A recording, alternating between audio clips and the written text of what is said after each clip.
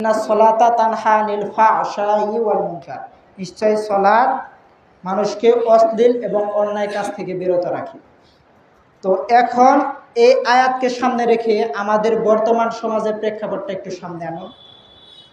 আমাদের সমাজে দেখা যায় যে সবচেয়ে বেশি নামাজি, প্রথম কাতারে এসে নামাজ আদায় করে, সে হচ্ছে সবচেয়ে বড় সুদখোর, সে হচ্ছে সবচেয়ে বড় ঘুষখোর, সে হচ্ছে সবচেয়ে বড় জালেম, সে হচ্ছে সবচেয়ে বড় পাপী ব্যক্তি।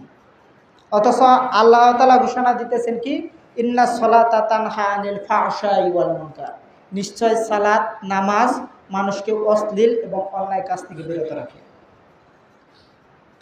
তো আল্লাহর আয়াত কি মিথ্যা হতে পারে? কশ্চিনকালেও না, কখনো না। কিন্তু আমাদের সমাজে তার বিপরীত রূপ দেখা যায় কেন? যারা সালাত আদায় করে, যারা দাড়ি রাখে, যারা টুপি পরে, যারা প্রথম কাতারে এসে সালাত আদায় করে, তারাই তো ওজনে কম দেয়, তারাই তো বড় বড় দুর্নীতির সাথে জড়িত, তারাই তো সুদ ঘুষের সাথে জড়িত, তারাই তো জেনা ব্যভিচারের সাথে জড়িত। এরকম হয় কেন? কারণটা কি? আল্লাহ তাআলা তো বলতেছেন ইন্না সলাতা তানহা আনিল ফাহশাই ওয়াল মুনকার, সালাত অশ্লীল এবং অন্যায় কাজ থেকে বিরত রাখবে।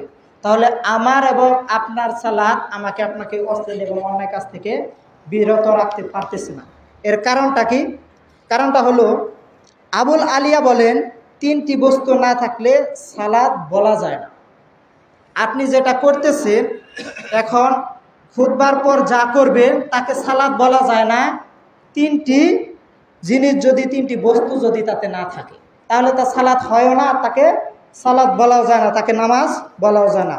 তার প্রথম হচ্ছে ইখলাস বা একনিষ্ঠতা, যা তাকে সৎ কাজের নির্দেশ দেয়। তো আপনার সালাতের মধ্যে থাকতে হবে ইখলাস, একনিষ্ঠতা, একমাত্র আল্লাহ তাআলার সন্তুষ্টি, যা আপনাকে সৎ কাজের নির্দেশ দিবে। দ্বিতীয়ত থাকতে হবে আল্লাহ ভীতি, যা তাকে অন্যায় থেকে বিরত রাখে। আপনার সালাতে, আপনার নামাজে আল্লাহ ভীতি থাকতে হবে, যা আপনাকে অন্যায় থেকে বিরত রাখবে। তৃতীয়ত থাকতে হবে কোরআন পাঠ, যা তাকে ভালো মন্দের দিক নির্দেশনা দেয়। এই তিনটা বস্তু যদি না থাকে, তাহলে আপনার সালাতকে, আপনার নামাজকে নামাজ বলা যাবে না। এই জন্য আল্লাহ তাআলা যে বলতেছেন ইন্না সলাতা তানহা আনিল ফাহশাই ওয়াল মুনকার, এই আয়াতটা আপনার আমার উপর কাজ করতেছে। এই তিনটা বস্তু আমাদের মধ্যে না থাকার কারণে, এই তিনটা বস্তু যদি আমার আপনার মধ্যে থাকে, তাহলে আমার আপনার নামাজও অবশ্যই আমাকে আপনাকে অশ্লীল এবং অন্যায় কাজ থেকে বিরত রাখতে পারবে, যেহেতু আল্লাহ তাআলা ঘোষণা দিয়েছেন। তারপর আরো একটু বলতে চাই যে প্রত্যেক ইবাদতের চারটি রুকন আছে। কোনো কিছু যদি আপনি ইবাদত হিসেবে আল্লাহ তাআলার সামনে উপস্থাপন করতে চান, তাহলে তার মধ্যে অবশ্যই চারটি জিনিস লাগবেই লাগবে। তো নামাজ ইবাদত কি ইবাদত নয়? অবশ্যই ইবাদত এবং গুরুত্বপূর্ণ ইবাদত, এবং ইসলামের সর্বোত্তম ইবাদত হচ্ছে নামাজ, সালাত। তো এই সালাতকে যদি আপনি ইবাদত হিসেবে পরিণত করতে চান, তাহলে তার মধ্যে চারটা জিনিস লাগবে। তার সর্বপ্রথম হচ্ছে সর্বোচ্চ বিনয়, দ্বিতীয়ত সর্বোচ্চ ভয়, তৃতীয়ত সর্বোচ্চ ভালোবাসা, চতুর্থত আশা। এই চারটা জিনিসের সমন্বয়ে যদি আপনার ইবাদত হয়, তাহলে তা ইবাদত হিসেবে গণ্য হবে। এই চারটা জিনিস যদি না থাকে, তাহলে কোনো ইবাদত হিসেবে গণ্য হবে না।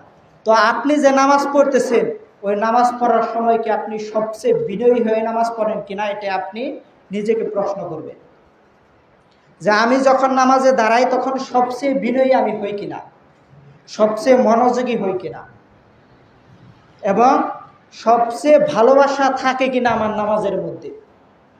আমি আমার রবকে, আল্লাহ তাআলাকে ভালোবেসে আমি নামাজ পড়তে পারতেছি কিনা, এটা আপনাকে স্মরণে রাখতে হবে।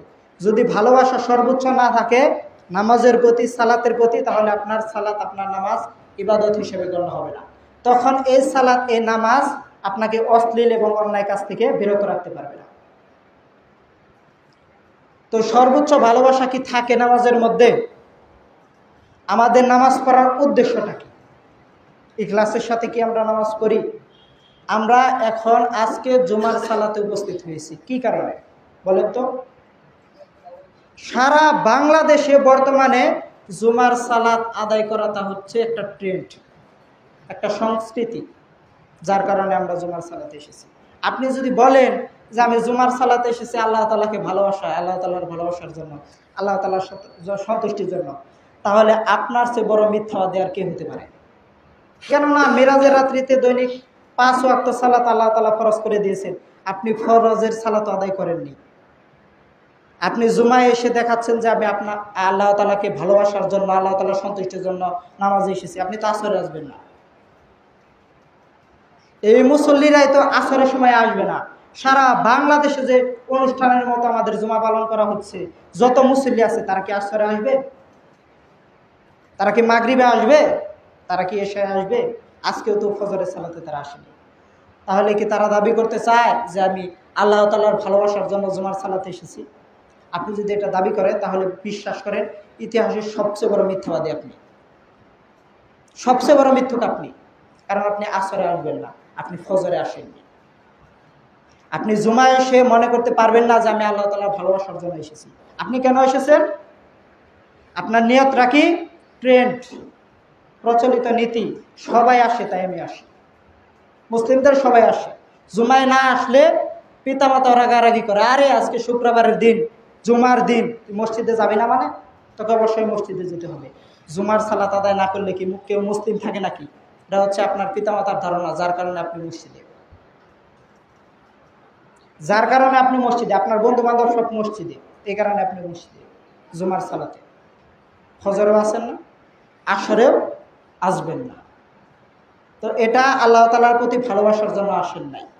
তারপর আপনি যদি মনে করেন যে 12 মাসে 1 মাস আমি সালাত আদায় করলাম আল্লাহ তাআলা ভালোবাসার জন্য, তাহলে 11 মাস কি আপনি আল্লাহ তাআলার ভালোবাসার বাইরে ছিলেন নাকি?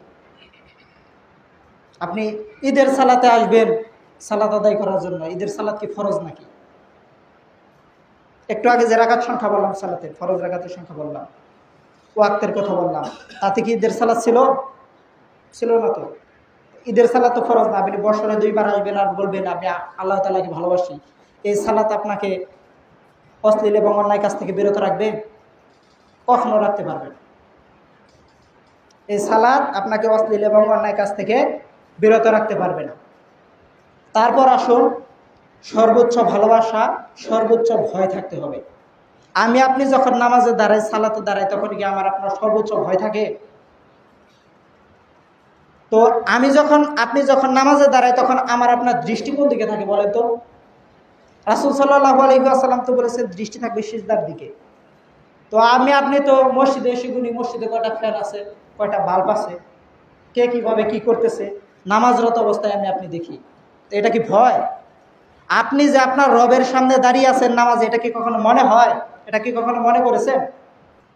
আপনি যখন নামাজে দাঁড়ান তখন কি অনুভূতি কাজ করে? যদি কাজ না করে তাহলে সর্বোচ্চ ভয় হলো কিভাবে? এই কারণগুলোর কারণে আমার আপনার নামাজ আমাকে আপনাকে অশ্লীল এবং অন্যায় কাজ থেকে বিরত রাখতে পারতেছে না। আল্লাহর আয়াত সত্য, ইন্নাস সালাতা তানহা আনিল ফাহশাই ওয়াল মুনকার, নিশ্চয় সালাত মানুষকে অশ্লীল এবং অন্যায় কাজ থেকে বিরত রাখবেই রাখবে। তো আপনার নামাজ তো নামাজ হতে হবে, আপনার নামাজ তো ইবাদত হতে হবে, তারপর বিরত রাখবে। তারপর আসুন কি বললাম, আশা থাকতে হবে। এই নামাজ থেকে আপনার আশা থাকতে হবে। এই নামাজ পড়ার মাধ্যমে কি করব? সর্বপ্রথম যে নামাজের হিসাব নেওয়া হবে হাসরের মাঠে, তো ওই হিসাবটা আমি সুন্দরভাবে দিব এবং এরপরে আল্লাহ তাআলা আমাকে জান্নাত দান করবে। এই নামাজের মাধ্যমে আমি জান্নাত পাবো আল্লাহ তাআলার সন্তুষ্টি অর্জনের মাধ্যমে। তো এই আশাটা আপনার থাকতে হবে। প্রত্যেক ইবাদতের ক্ষেত্রে এই 4টা জিনিস থাকতে হবে। আমি শুধু নামাজকে কেন্দ্র করে বললাম যেহেতু আমার আলোচনার বিষয়বস্তু নামাজ। তো নামাজের মধ্যে এই আশা থাকতে হবে যে এই নামাজের মাধ্যমে আমি আল্লাহ তাআলার আযাব থেকে রক্ষা পাবো, আমি জান্নাতুল ফিরদাউস পাবো বা আমি জান্নাত পাবো। তো আপনি কি মনে করেন যে নামাজ, যে সালাত দৈনিক 5 ওয়াক্ত আদায় করার পরও আপনাকে চুরি থেকে বিরত রাখতে পারতেছে না, আপনাকে জেনা থেকে বিরত রাখতে পারতেছে না, আপনাকে সুদ ঘুষ থেকে বিরত রাখতে পারতেছে না, এই নামাজ আপনাকে জাহান্নাম থেকে বিরত রাখে জান্নাত দান করবে? দুনিয়াতে এই নামাজ আপনাকে কি করতে পারতেছে না? অন্যায় অশ্লীল কাজ থেকে বিরত রাখতে পারতেছে না। তো এই নামাজ দিয়ে আপনি কি আশা করতে পারেন? আপনার এই নামাজ দিয়ে আপনি কি আশা করবেন? এই নামাজ আপনাকে জাহান্নামের আযাব থেকে রক্ষা করবে? যে নামাজ আমাকে দুনিয়াতে অশ্লীল এবং অন্যায় কাজ থেকে বিরত রাখতে পারতেছে না, ওই নামাজ আমাকে জাহান্নাম থেকে বিরত রাখতে পারবে না। তো নামাজ পড়তে হবে। নামাজ তিনটা বিষয় না থাকলে তাকে নামাজ বলা যায় না। তার মধ্যে প্রথম হচ্ছে ইখলাস, একনিষ্ঠতা, একমাত্র আল্লাহ তাআলার সন্তুষ্টির জন্য নামাজ আদায় করতে হবে। দ্বিতীয়ত আল্লাহ তাআলার ভীতি থাকতে হবে, আল্লাহ তাআলার ভয় থাকতে হবে। তৃতীয়ত তার মধ্যে কিছু কোরআন তিলাওয়াত থাকতে হবে, কোরআন থাকতে হবে। তারপর আমি যে বিষয়টা বললাম, চারটা বিষয় ব্যতীত কোনো কিছু ইবাদতে পরিণত হয় না। তার মধ্যে সর্বোচ্চ বিনয়, সর্বোচ্চ ভয়, সর্বোচ্চ ভালোবাসা এবং আশা, এগুলো নিয়ে আপনি সালাত আদায় করুন। এই সালাত আপনাকে দুনিয়াতে অশ্লীল এবং অন্যায় কাছ থেকে বিরত রাখতে পারবে এবং হাসরের মাঠে আখিরাতে আপনাকে জাহান্নাম থেকে বিরত রেখে জান্নাত দান করতে পারবে ইনশাআল্লাহ।